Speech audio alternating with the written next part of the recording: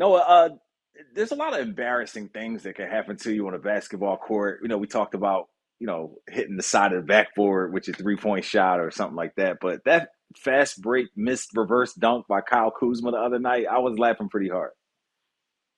Yeah, the reaction in DC was funny. I think even the home fans were laughing at Kyle Kuzma. I think they couldn't help themselves, and then I think it was compounded, obviously, because the Sixers went down the court. D'Anthony Melton made a three, and it's this huge swing of both momentum and points. And yeah, I think the embarrassing nature of it is just heightened by the audacity to try for something that stylish when it wasn't necessary. Sure, maybe a nice, loud, thunderous dunk would have been appropriate, but I'm not sure a relatively high degree of difficulty dunk was needed there, and he paid very strongly for going for it in that fashion. It reminded me of Paul Reed last season. I know you remember that. I got him some time on the bench. You got to be a certain stature of player to attempt that dunk because the likelihood of you missing it is going to affect your playing time so much. Like either you make it and you're a star, or you miss it and you're the heel, like type of thing. Yeah, I mean, to Doc Rivers' credit in that specific game, that wasn't like the end of the night for Reed. He kept playing and was complimentary of his performance afterwards. But obviously, any coach will tell you that that just can't happen. Like if you have an opportunity at the rim and you try for something fancy, you better make it. A miss there is not excusable. But Kyle Kuzma is a interesting personality, and I think just couldn't help himself there. He had to try for something, and he was a highlight for all the wrong reasons. Good Twitter follow though. Funny on the Twitter, but not the misduction. Start college, build skills, and complete your degree with Wilmington University. 100% online options and affordable tuition makes WilMU work for you. Learn more at wilmu.edu. Boom, boom, boom. Open up. It's the Sixers Talk podcast brought to you by Wilmington University. WilMU works. Danny Palmel's, Noah Levick, Ben Berry, the triumvirate back together again. I wish we could do like a 4 horsemen. We should get maybe a 3. We could throw the 3s up or we could do the European 3. The 3 of us. Woo! We are locked in here on the Sixers Talk podcast. I wish the Sixers were as locked in as we are. I'm just taking this as this last game against the Wizards as one and a litany of 82 games, and you get a little bit of everything along this road to 82 games, Noah. We get no Joel Embiid with this COVID illness, and we kind of speculated that there could have been a possibility he caught a flight right from Chicago, back to Philly. And he's been staying away from the team apparently with this flu that Doc Rivers has said he has. Big fella always nursing something, an injury, an illness. It always seems to be something that creeps up. I hope he's doing well, particularly, with his son and family. Sixers take it on the chin in his stead, and they didn't get to play their tricky 3-guard lineup, which they got to play in Washington because D'Anthony Melton was also out with some lower back soreness, which was a late scratch for him about a half hour before tip-off. Was that right, Noah? Well, officially ruled out about a half hour before with left lower back stiffness, although Doc Rivers said after the game, perhaps more than he should have, that he learned of that like when he came into the arena. So I think the Sixers might have known a little before the rest of the world knew, but regardless, it was a late scratch. That's a fair classification, and that obviously made winning this game more difficult, both just preparation-wise and then also, not having the 3 guards and turning to Matisse Thybulle as the starter for the first time this season did not work out too well last night. We talked about that in the last podcast. Funny enough that we mentioned the fact that Melton is such an upgrade, particularly not just defensively where Matisse shines, but really on the offensive end and his versatility and the wingspan and the filling the lanes and deflections and all those things that come with a great two-way player. Are we realizing the value of D'Anthony Melton like really soon here? in the early going of the season, though. Were you surprised by his absence making such an impact on the game? Wasn't surprised, no. Like, as I said, I did have this long conversation with his high school coach a few weeks back, Russell Right. White. He just makes winning plays, apparently. Yeah. And yeah, like I really think that is a core part of who he is, and it's been consistent, tracing back to the high school days, the year at USC, and then also at Memphis. He was beloved there because he had this contagious energy and also impact, and helped their team play a lot faster and be better defensively. So this has consistently been his identity. And I think a lot of the questions with him have just been about offensive role and the shooting, which has improved in the NBA, over the past couple of years.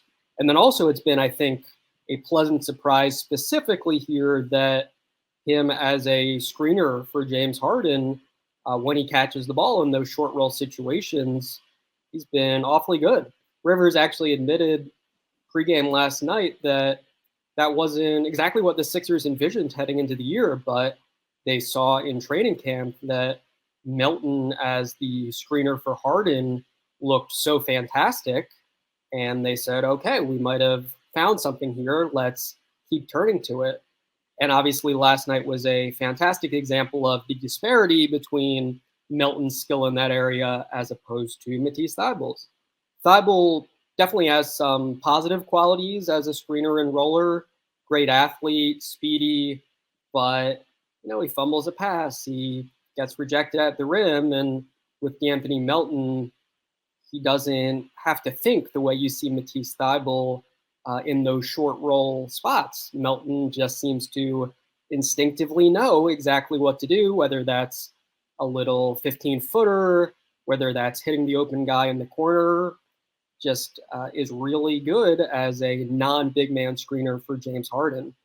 And Matisse Thybulle, that is still not a strength of his, and that was still, unfortunately for the Sixers, somewhat problematic. Yeah, we'll get to the success of the Sixers backcourt from last night in a little bit, but I just want to get this off my chest. It's just so funny.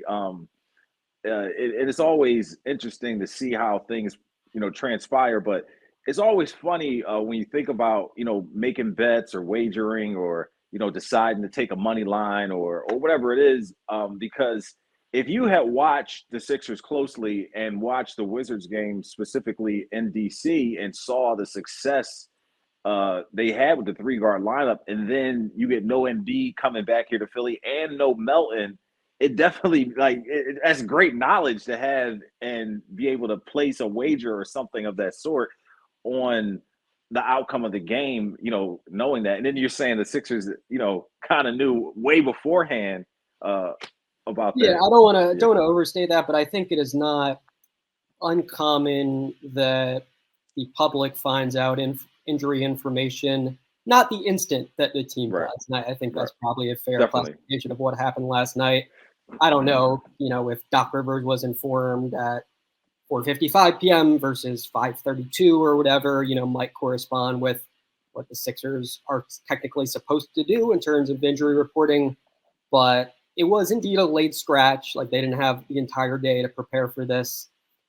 Obviously, the Sixers, you figure, will try to adhere to injury reporting regulations as well as they can, because they were punished last season, fined by the NBA in the Sixers Heat series for some apparent shadiness in the league's eyes with Joel Embiid. But D'Anthony Melton, lower back stiffness, doesn't sound like it's going to be a long-term issue, but he was not available, and it hurt the Sixers. But just knowing that it will be Matisse starting in his stead, it just gives you incentive to shift your money one way or the other, something like that. But I mean, obviously, this could have worked out quite well for the Sixers with Thybulle in there. He's not naive to the responsibilities of a starting role and has tons of experience, much of it good, against Bradley Beal. Guarded him a bunch a couple years back in the postseason, and knows Beal's game and tries his best to hang with him off the ball and sort of play that chest-to-chest defense. But defensively, it was a mixed bag for him. Forced an early turnover that sparked the Maxey transition layup, but got beat back door and didn't have a huge impact, I think, in making Beal ultra uncomfortable. And Beal eventually got rolling in the third quarter, and him and Porzingis, 59 points combined against the Sixers, and that's the guy. I think he's the difference maker. He's the guy that's the difficult guard and the guy that's creating all the mismatches because he's shooting over dudes. He's rolling to the basket hard and things like that. I personally like a good story of overcoming adversity. He had a couple of bad situations. I'm not saying anything about how it portrayed to the Sixers, win or loss. I'm just saying that I like seeing Porzingis doing well and playing well with all the hype that was surrounding him and the expectations.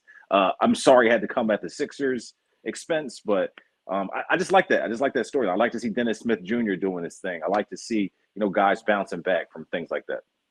Yeah, I hear you. Yeah, he's always been super skilled, and I think offensively is rarely a question, but certainly against the Sixers seems to have made some strides with just recognizing I don't often have to do anything very complicated. I'm a very good shooter. None of these guys are going to bother my shot. So right, he's got to be licking his chops. He sees no Joel Embiid in there. He's licking his chops. I think so. Yeah, I think last night right away it was like, all right, same story. No reason I shouldn't again score 30 against these guys, and obviously just the efficiency was tremendous. I think those two guys, it felt like they very rarely missed a shot, and they also got 59 points in the process. I think the Sixers were actually a little fortunate that as a team, the Wizards had an off night from 3-point range, only made 5 from beyond the arc, but the advantage with the size and just in the paint overall was overwhelming. Not many people slowing down Tyrese Maxey these days. I think he's the only person slowing himself down when his shot's not falling or something of that sort. But another 30-point night. If I read it correctly, he's the quickest Sixer to 2,000 points ever with 145 games played here. And, it's just fun to watch him, man. It's fun to watch him with the jump shots, with the finishing. He and Kyle Kuzma were chirping at each other a little bit in that first quarter. Just the way he is undaunted against these much huge giant men. You know what I'm saying? And you've used this term before. Relatively small guys out there on the court. I mean, Tyrese Maxey is taller than all of us doing this podcast, but a foot shorter than Kristaps Porzingis and almost a foot shorter than Kyle Kuzma. But he's outquicking those guys. He's shooting in their face. It's just fun to watch the heart that he plays with and the adjustments that he makes during the game. And particularly, we had kind of forgot about his floater, and you kind of have seen that a lot over the last few games. But just another impressive night from Tyrese Maxey, albeit in a loss, but just a great player for the Sixers to have in the fold.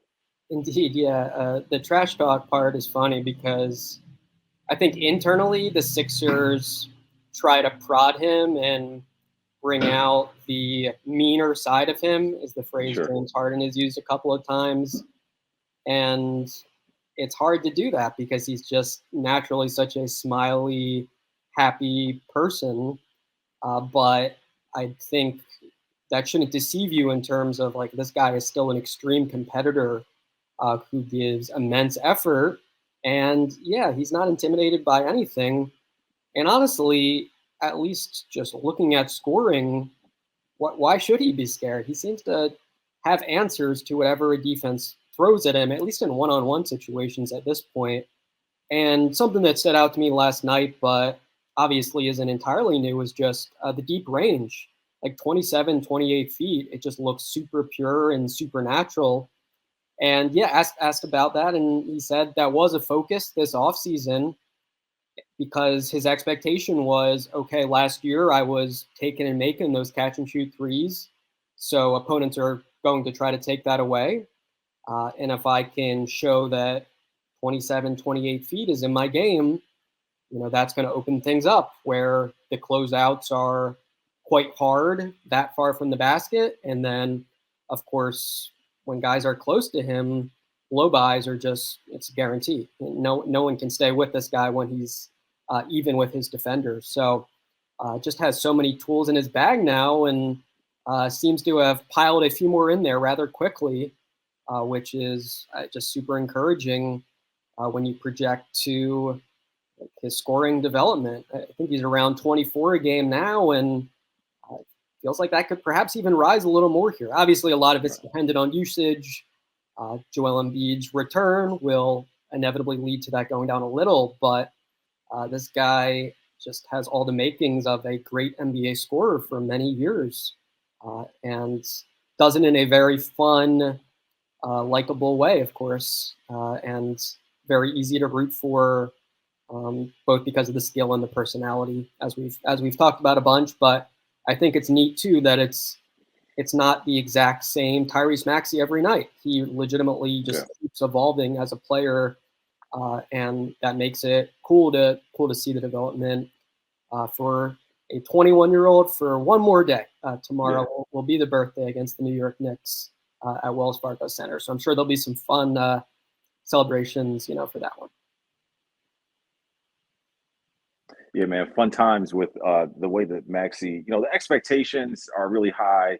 You don't know how he's dealing with that internally, but on the court, man, it's saying the right things after the game, but just the way you can see him growing and developing is definitely fun to watch. And it to me, it's just, you can liken it to Jordan Poole, man. It's just, you just are so, it's kind of must-see TV as a basketball fans, because he's coming into his own and growing and developing different, skills. And even on the defensive end, I saw a few times Bradley Beal tried to body him up in the post and go chest to chest with him, shoulder in his chest, and Maxey, stood his ground. As a team, they didn't get the stops they needed, which is what really led to this loss. Defensively, man, it just continues to be a work in progress for this team. And we can point to the transition defense. You can point to the perimeter defense. They just got outplayed last night by the Wizards. And just getting the stops when they needed them, which they couldn't do. Did you feel like, just listening to Doc Rivers after the game, he was frustrated by that, or did he still feel like he's teaching and growing them toward where they should be? I think a little bit of both. I think he correctly pointed out that the switching, which is going to be a main feature without Joel Embiid, was worse in this game compared to on Monday night, and that they were less physical. The Wizards were just more comfortable getting the matchups they wanted and the spots they wanted offensively. So, yeah, I think Rivers is patient to some extent, but there are some aspects of the defensive performances that are not tolerable for him or for any coach. I think with the switching, everyone keeps bringing up communication. That is something that, on one hand, it develops over time, but on the other hand, it's incumbent on each individual to do their own job. If there's a matchup that you quickly need to switch out of, you need to be on point in communicating that with these scram switches that they did not execute very effectively. And Tyrese Maxey, I think, also brought up a solid point that you need to be aware of each player's strengths and weaknesses when you're switched onto them. So it's not just you go into a game, okay, Beal's my assignment. I know that he's best at this and that I want to try to take that away. It's, all right, now I'm on Kuzma, so I'm okay with him taking X shot and not Y shot, or boom, the ball got swung out to this guy and I'm closing out, but I shouldn't have to close out hard because, we're okay to some extent with Anthony Gill taking that shot. So there are more things that should be on your mind when you're doing a switch heavy scheme and having to juggle assignments a lot of the time. But some of the mistakes are not that complicated, right? With just, no, we shouldn't be okay with Maxey getting switched on to Porzingis, or the transition defense issues that we've noted many times, although that has, of course, definitely improved since it hit its low point. But yeah, the defense, I think, overall is going to be worse when Joel Embiid's off the floor. It's going to include a lot of switching, and the Sixers, when they switch, need to be a lot more precise. They need to be more on the same page, and they can only hope that those issues improve over time. Defense is one thing. Doc Rivers critical of the young guys, Matisse Thybulle, Paul Reed, and a bit critical of Montrezl Harrell as well. Paul Reed and Matisse both got opportunities here. Doc Rivers wasn't happy with either of them, and you can see the reasons why he wasn't happy. I just wish the minutes were more consistent so they could develop, a rhythm or something of that sort. I know Matisse, though, for his situation, just a definitely familiar role with him starting and playing, the three. But I'm curious with all that's happened here. The Sixers a game under 500 at 4-5. Is there a dynamic where they can get the three guards on the floor? Is a 3-guard lineup Embiid and Tucker, or would that be Embiid, Harris, and the 3-guard lineup? Like, how is that something that you think that they should be experimenting with?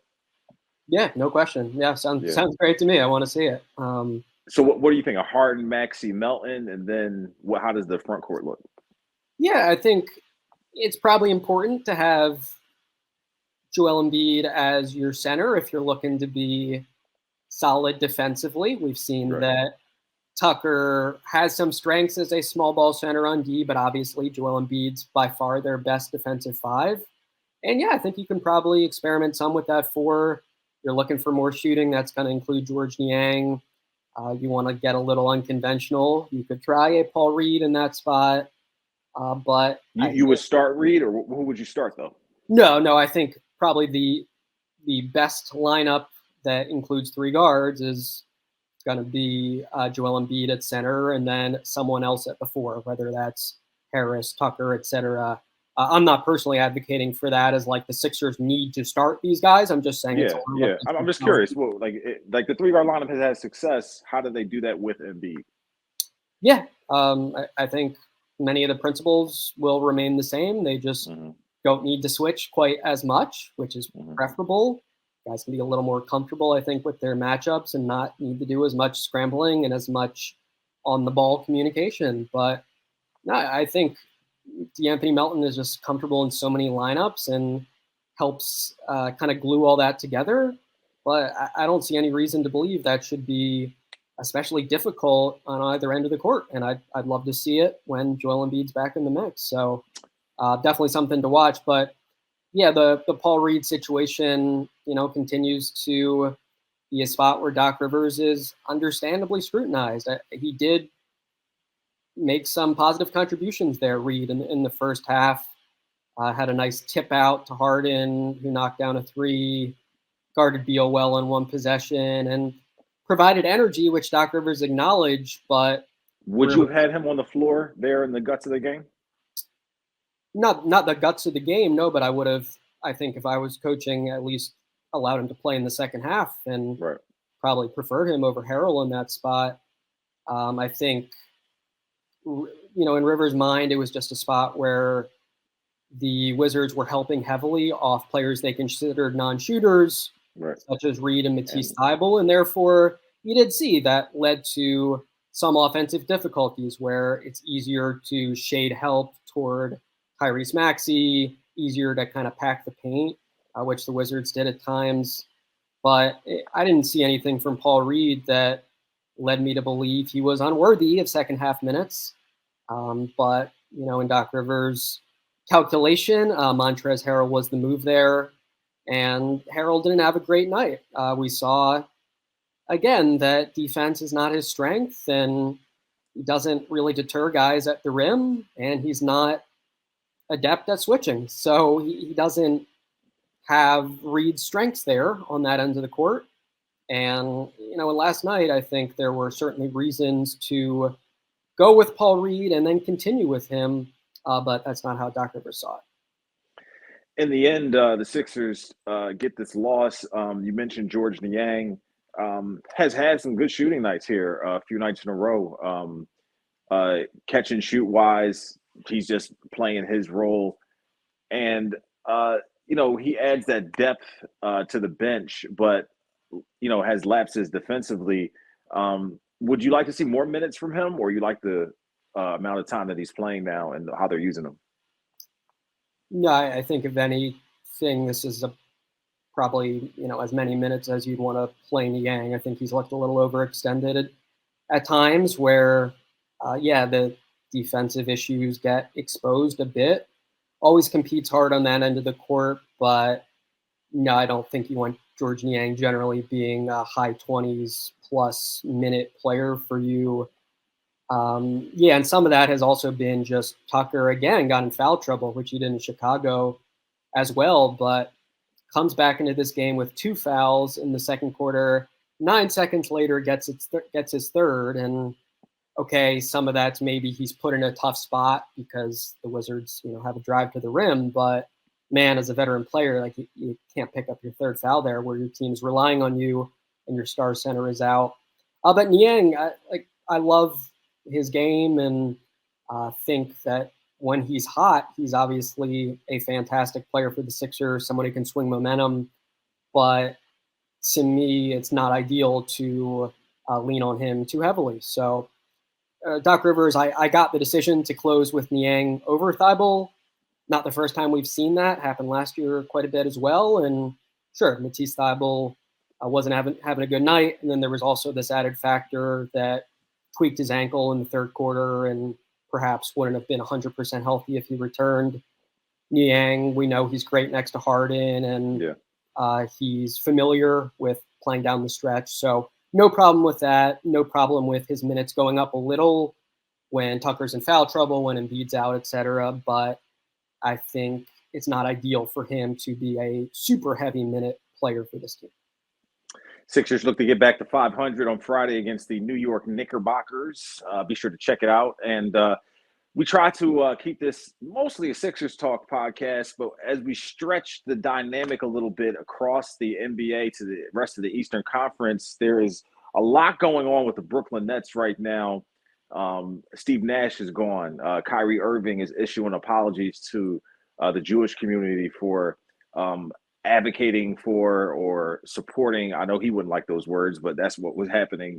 This movie, which had undertones and overtones of anti-Semitic literature and words and whatnot. So a movie based on a book, but all the same, he decides to issue a joint statement with the Anti-Defamation League and all this going on. Even our analyst, Mark Jackson and Coach Lynham, had the Nets finishing pretty high in the Eastern Conference. That does not seem as possible as it once did.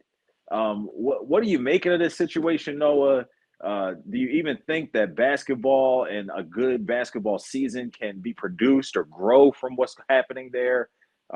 There's the idea that, according to Shams Charania, that Ime Udoka is the next coach, but then you have the brass of the Nets saying they don't have a coach in mind. They haven't hired anybody. Like, are you thinking that there's something to come from this that will push them forward into NBA relevancy? That doesn't seem the most likely right now. No, I think they were always the no-brainer wild card heading into this season. And sure, out of all the ways this could have gone, there were some that ended up with Brooklyn as a top 3 seed in the East and a successful playoff team, but there were many potential outcomes that were disastrous. And many of those scenarios also included off-court chaos and a lot of issues related to the personalities and the people on the team. So unfortunately for Brooklyn, it's been much of that thus far. You still don't. KD left Golden State for this? This is what he left Golden State for? I guess so, yeah. I mean, you still don't 100% put anything past extraordinarily great players. Right.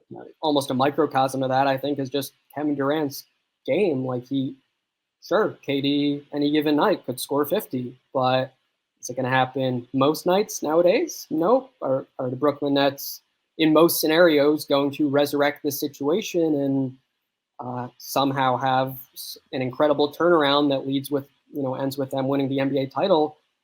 Doesn't look like it. Yeah, it's been very messy for very many reasons. Some of them related to off-court issues, some of them on the court. So, yeah, from the Sixers' perspective, it's not a bad thing to have a team around you in total implosion mode, and I think the Nets are just about at that point right now. So they are not in a good spot in many ways, and the Sixers are watching all that from a distance.